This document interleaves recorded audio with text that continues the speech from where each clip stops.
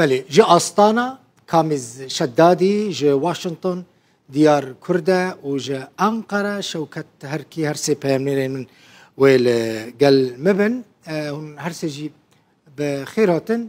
حزكم جي واشنطن جي ديار دست بكم ديار كردة إيرو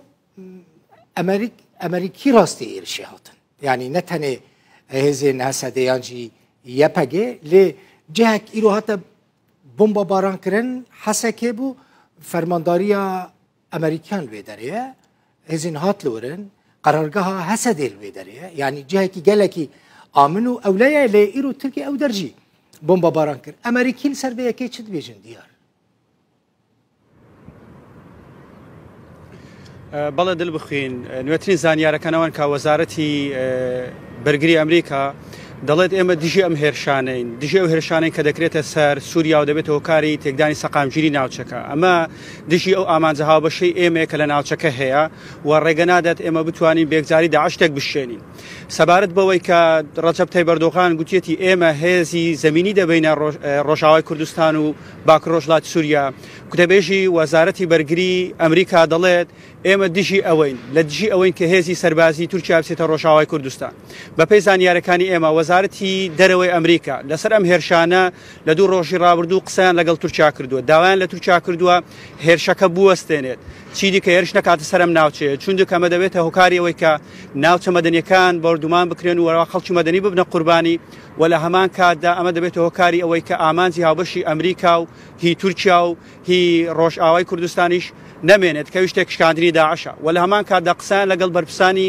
هەسەدەش کردووە بە بەرپرسانی هەسەدایان گرتووە تا ئەو پەڕیدان بە خۆداگرتن دان بە خۆتان دابگرن دۆخەکە بە ئاڵۆستر نەبێت لەوەی کە ئێستا هەیە ئێستا بە پێی زانیاریانەی ئێمە بەرپرسانی وەزارەتی بەرگری ئەمریکا و بەرپرسانی وەزارەتی دەرەوە لەسەر هێڵن لەگەڵ تورکیا و هەروەها لەگەڵ هێزەکانی سووریای دیموکراتیش بۆی بتوانن دۆخەکە هێور بکەنەوە ئەوان دەیانوێت ئەم دۆخە لەوە زیاتر تەشە نەسەنێت وەروەها ئەم ئاگربەستەی کە پێشتر هەبووە ڕێزی لێبگیرێت ئەم هێرشانەی کە کراوە ئەمریکا دەڵێت ئێمە جارێکی دیکە دووپاتی دەکەینەوە کە دژی هەر هێرشێکی سەربازین بۆ سەر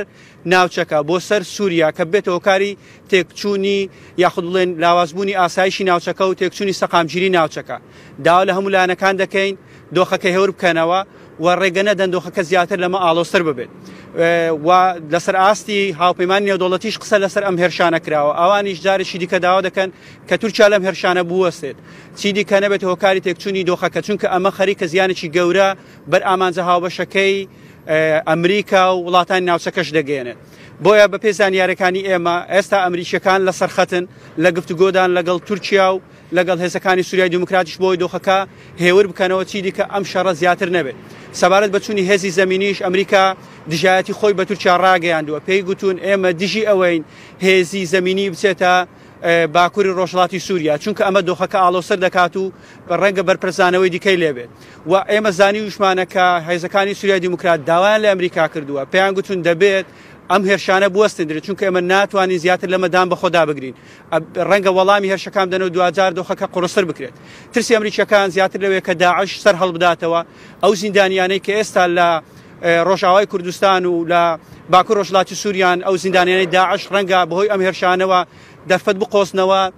لە زیندانیەکان ڕابکەن ئەمەش سەرێشێکی زۆر گەورە بۆ ناوچەکە دروست دەکات ترسی گەورەی ئەمریکا لەوەیە بۆ ئێستا ئەمریکا هەڵوێستی فەرمی ئەوەیە کە ئەوان دژی ئەم هێرشانن لەگەڵ ئەم هێرشانە دانین داوای دان بە خۆداگرتن لە هەردوو لا دەکەن قسەیان لەگەڵ هێزەکانی سووریای دیموکرات و لەگەڵ تورکیاش کردووە و لە هەمان کاتدا ئێستا ئەوان کار لەسەرواکەن دۆخەکە هێور ببێتەوە و پێشتریش زۆر بەتوندی دژی ئەمە بوونە ئەمە هەڵوێستی فەرمی وەزارەتی بەرگری ئەمریکا و هەڵوێستی فەرمی وەزارەتی دەرەوەی ئەمریکا لەبارەی ئەم هێرشانە تاوەکو ئێستا کە قسەیان لەسەر کردبێت دیار زۆر سپاس تشتین گرینگن دەگوت دووبارە دکم هەم پەنتاگۆن ینی وەزارەتە بەرەڤانی ئەمریکا هەم ژی وەزارەتە دەرەوەی ئەمریکا ji Türkiye daxwazkirine ku bi ti awahî bejayî yanî berî askerên xwe hêzên xwe derbasî Rojavayê Kurdistanê neke û dawî li van operasyonên xwe bîne ji ber ku ev operasyonên ku Tirkiye dike rewşehîn xerabtir dike rê li ber şerê li dijî Daişê digire û Emerîkî li ser xetê ne ji bo ku Tirkiye van êrişên xwe rawestîne û bi ti awahî li wê yekê nefikire ku hêzên xwe derbasî Rojavayê Kurdistanê bike ev هل وسط فرمي هل وسط رسمي يا أمريكا